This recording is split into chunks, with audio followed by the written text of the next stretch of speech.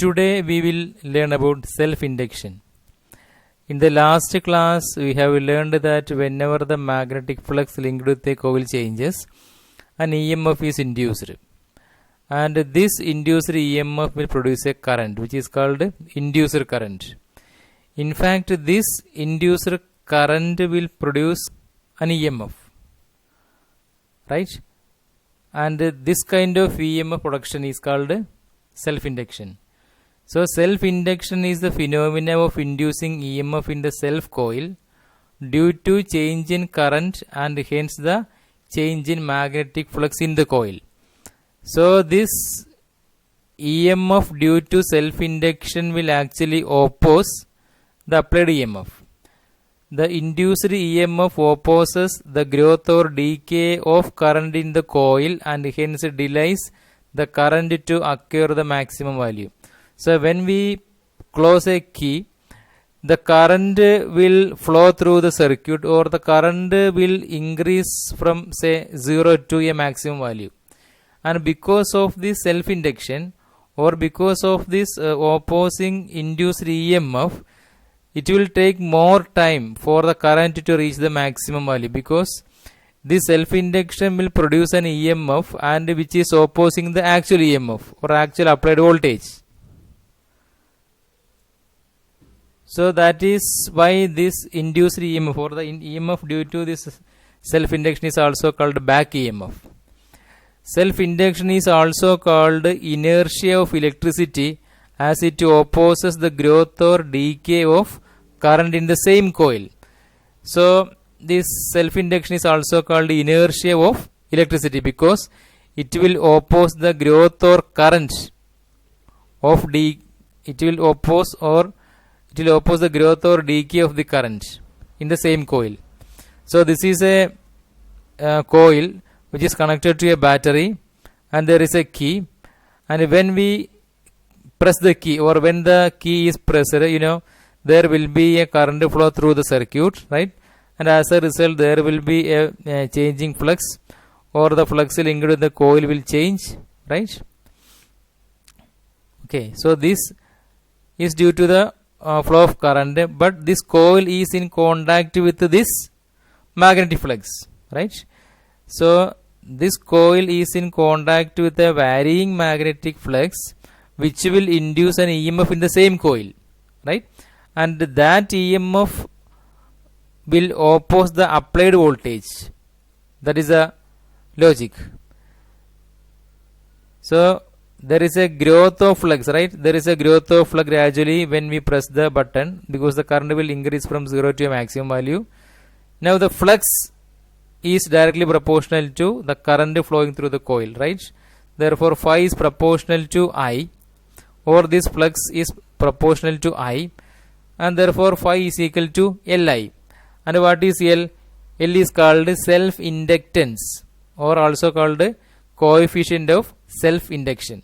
So phi is equal to Li means magnetic flux is equal to, or the magnetic flux produced is equal to a constant into I, and that constant is called coefficient of self-induction. Now from the previous class we know induced EMF E is equal to minus d phi by dt, and in the case of self-induction that phi is equal to Li. Therefore we may write E is equal to minus d by dt into Li, but L is a constant. Therefore we can rewrite it as minus L into di by dt. So E is equal to minus L into di by dt is the induced EMF in the case of self-induction. Now if di by dt is equal to 1, in this equation if di by dt is equal to 1, this will be equal to what? E is equal to minus L into 1, which is equal to minus L. That is induced EMF is equal to minus L. That means self-inductance of a circuit is numerically equal to the induced EMF for unit rate of change of current. So di by dt represents what? Change of current or change in current with respect to time. So if this change of current is unity, then induced EMF is equal to, self-inductance is numerically equal to induced EMF. Then from the previous discussion we know phi is equal to L into I, and therefore what is L? L is equal to phi by I, right? Then if I is equal to 1 ampere or phi is I is equal to unity, the current is unity, then phi is equal to L. That is, now this way we can define the coefficient of self-induction or inductance. So the self-inductance or coefficient of self-induction is defined as the magnetic flux linked with a coil when unit current is passed through it. Suppose this is the coil. So for this coil we can define the self-inductance. How?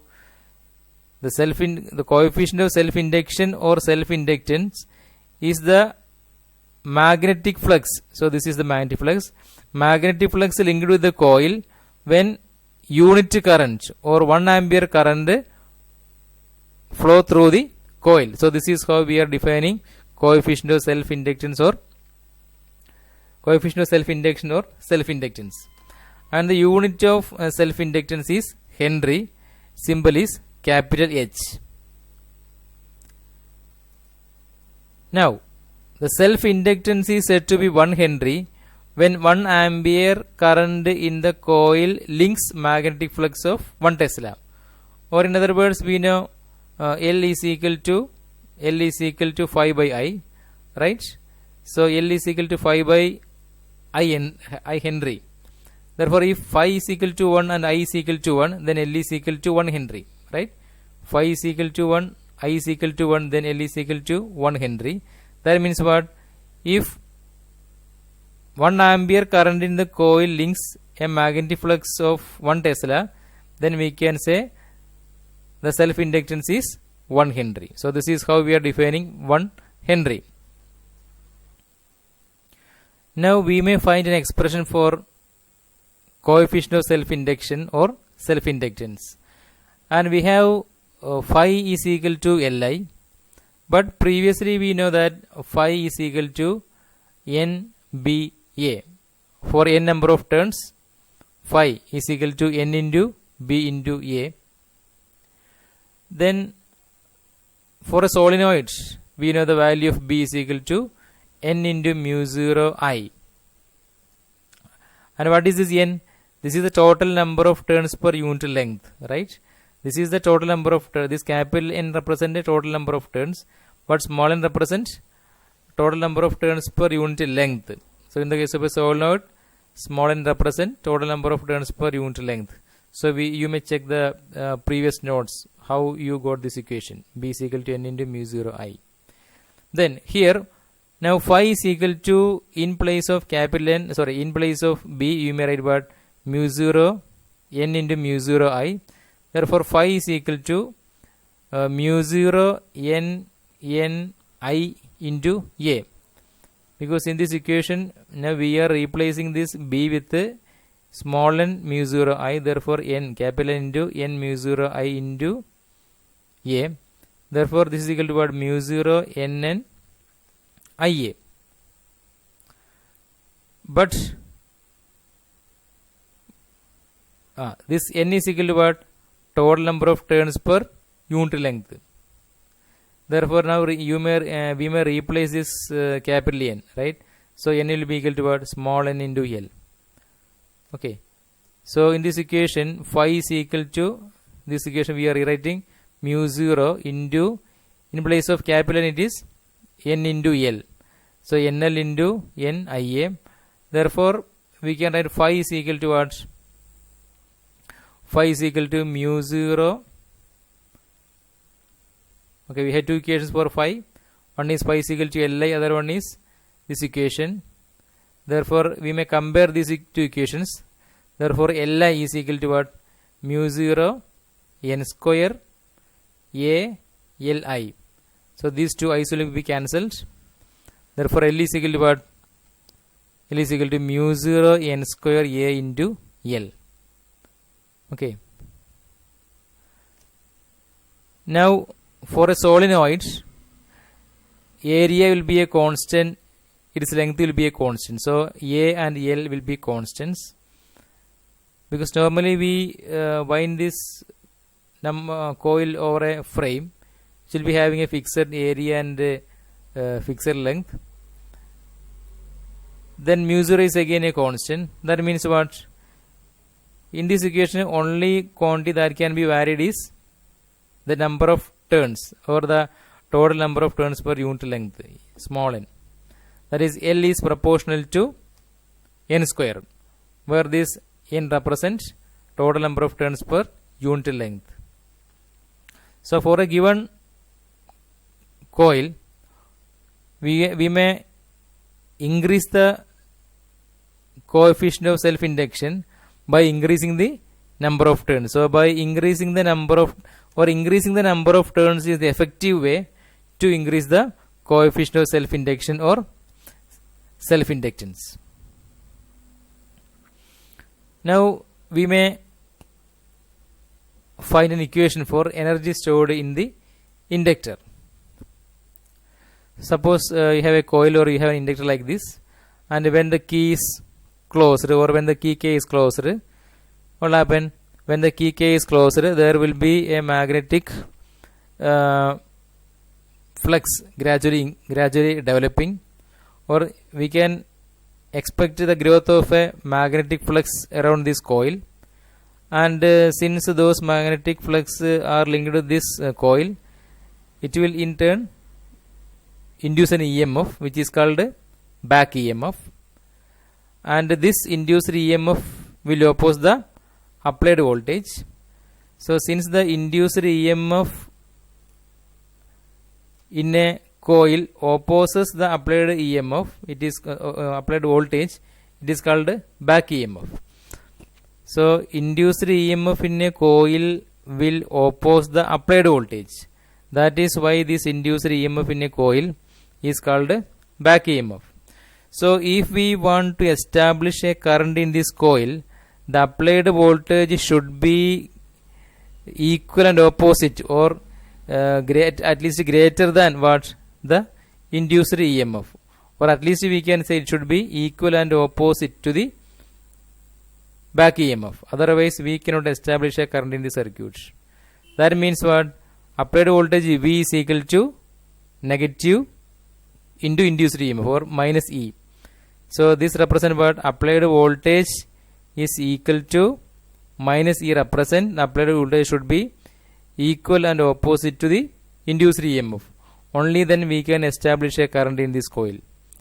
I repeat, since induced EMF opposes the applied voltage should be equal and opposite to the induced EMF.